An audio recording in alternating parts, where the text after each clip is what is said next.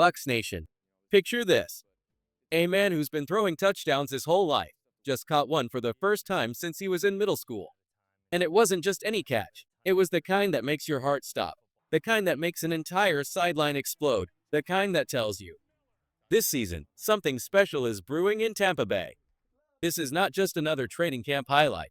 This is the story of grit, humility, and pure football love. Tampa Bay fans, buckle up, because I've got a story that will hit you right in the football soul. We're talking about Garrett Green, a name you probably haven't heard yet, but one you'll remember after today. Just last year, Green was the guy at West Virginia University, starting quarterback. The leader. The one with the ball in his hands every play. He threw for over 2,300 yards in back-to-back seasons and rushed for more than 700 yards each year. On paper, he was a star. But the NFL isn't always about paper stats. At 5'11", scouts didn't see him as their future quarterback. But they saw something else: lightning in his legs, quickness in his cuts, and a hunger in his heart. So Garrett Green did something most players would never dare. He let go of the role he had owned for years, swallowed his pride, and started over. At the very bottom of the wide receiver depth chart. Last week in training camp, all that sacrifice came to life. In the back corner of the end zone, Green soared, twisting in midair like it was slow motion, snatching a perfectly lobbed pass before the defensive back could react. As he hit the ground, the defender tried to rip it free, but Green's hands locked on like steel. Touchdown. His first since the 7th grade. The sideline erupted. He spun the football in celebration while teammates swarmed him. Veteran tight end Kokeef giving him a shove of approval, rookie receiver Emeka Egbuka grinning and calling him bunnies for those insane hops. But here's what makes it legendary. Green says the hardest part wasn't learning the routes or the footwork, it was letting go of the ego. You have to be okay with failing, he said, and still come back, keep grinding, keep getting better. And he's not doing it alone. The Bucs receiver room has rallied around him. 10-year vet Sterling Shepard has been teaching him the little things, like practicing receiver footwork even when he's just walking around off the field. Mike Evans, the legend, the record holder, the heartbeat of the Bucs offense, has drilled into him the conditioning needed to sprint at top speed, over and over, every single snap. Green listens to every word. Anything he says, I'm taking as truth, he admitted. This is a man who spent 3 years as a backup before finally earning a starting QB job in college. And now he's reinventing himself all over again, chasing the NFL dream from a brand new position. It's not just perseverance, it's proof of the championship mentality that's starting to take root in Tampa Bay. And here's where Garrett Green's story gets even more inspiring, because he's not just learning wide receiver routes. After practice, while most guys are headed to the locker room, Green stays on the field working special teams reps. Why?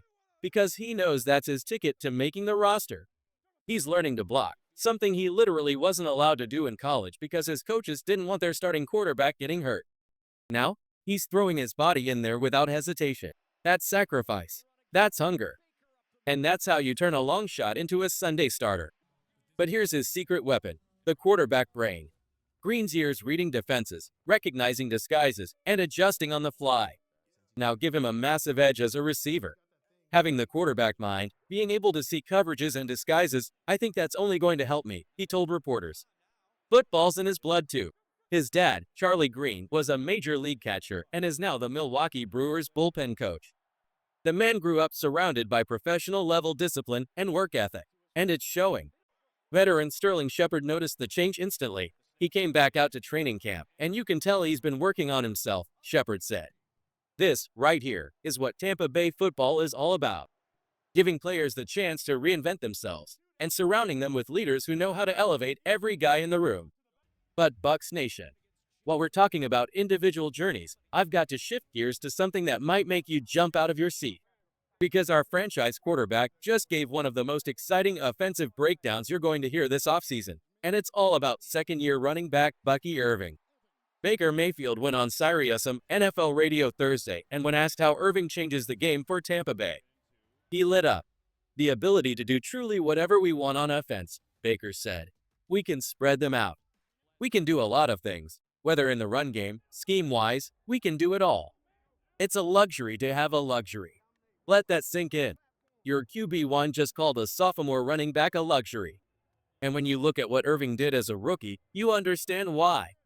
Drafted in the 4th round at pick number 125, he was one of the best value grabs in the entire 2024 draft class.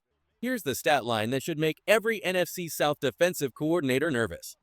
1,022 rushing yards, 10th in the NFL. 8 rushing touchdowns, tied for 15th. 27 explosive carries, tied for 19th. 47 receptions on 52 targets for 392 yards over 17 games. We're talking about a true dual threat back, the kind that forces defenses to play honest, keeps them guessing every snap, and turns an already dangerous offense into a nightmare to prepare for. When Baker Mayfield was asked how Bucky Irving has grown since his first pro camp, you could hear the pride in his voice. His answer? One word: confidence. Not that he wasn't confident last year, Baker explained, but now he's just a little more outgoing. He's never going to be the loudest guy in the room, but he's showing more presence. The guys know he's going to get his job done. And he's extremely confident in blitz pickup, something we really wanted him to improve on. Bucs Nation. That right there is huge. Blitz pickup is the line between good running backs and great ones. It's what keeps your quarterback standing in the pocket, gives your receivers time to get open, and turns 3rd and long into a chance instead of a sack. Irving's no longer just a rushing and receiving weapon. He's becoming a complete player.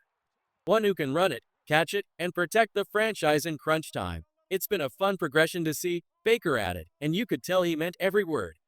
And now, the hype train is leaving the station. Sterling Shepard has already said Irving could follow the path of Saquon Barkley, last season's Offensive Player of the Year. Even the sportsbooks are starting to whisper. DraftKings has him at plus 5,000 odds to win that very award this year. Think about that. When your QB says one player gives you the power to do whatever we want on offense. You're talking championship-level versatility. That means we can spread teams out, pound the rock, hit them with screens, go vertical, or grind the clock, all without swapping personnel. Defenses can't predict it. They can't lock in. They're stuck guessing. That's why Bucky Irving is so dangerous. He keeps drives alive with both game-breaking runs and steady, chain-moving plays. And when a quarterback who's played alongside elite talent calls you a luxury, you know you're special. But while the offense is riding a wave of praise, our head coach just gave the team a reality check, and it's exactly the kind of honest leadership that builds champions. Todd Bowles stepped to the mic after joint practice with the Titans and didn't sugarcoat a thing. Asked about our blocking against Tennessee's defense, he didn't need to see film to give his verdict. Just blindsight. I think we can protect up the middle a little better in pass protection, Bowles said. Our wide receivers did a good job trying to insert and block, and they got open, but there was a little too much penetration up the middle. That's the kind of no-nonsense, eyes-wide-open feedback championship coaches deliver. No excuses, no fluff, just clear, specific goals to get better. And that's why Todd Bowles is the perfect man to lead this roster to the top. Bucs Nation, Todd Bowles isn't here to hand out participation trophies. He's calling it like he sees it, identifying the exact areas where we need to sharpen our game, and giving his guys a clear blueprint to get better. A little too much penetration up the middle isn't just coach speak, that's tactical analysis. That's a leader showing he's locked in on every detail. And here's why it matters. Our interior offensive line is loaded with talent. We've got Graham Barton at center, a rock-solid rookie last year, now ready to level up in year 2. To his left, Ben Bredesen, a grinder with the power to maul defenders. To his right, Cody Mach, a relentless finisher with a nasty streak. These three were a huge reason Tampa Bay's run game was so dangerous in 2024.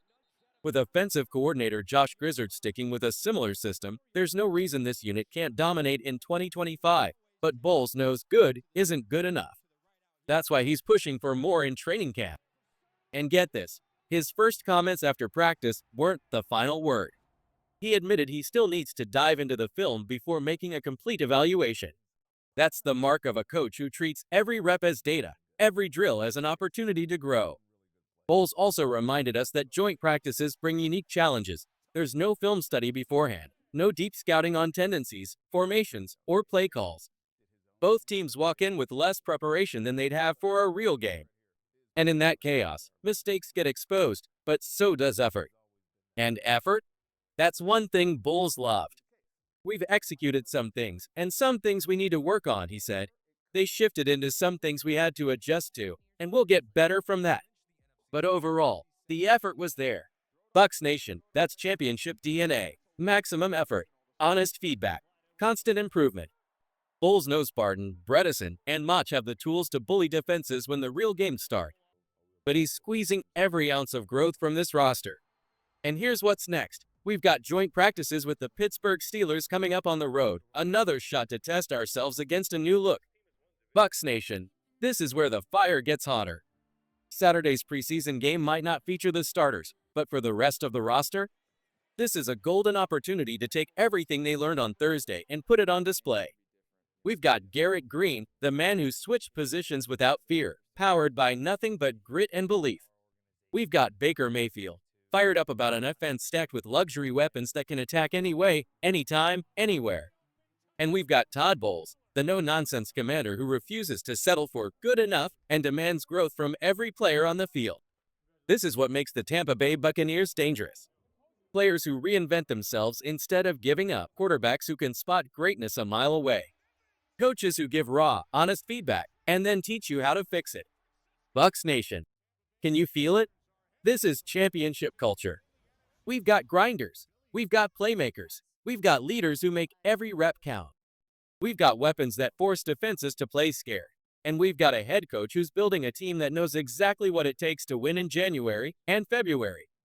The grind? It never stops. The talent? Off the charts. The leadership? Championship caliber.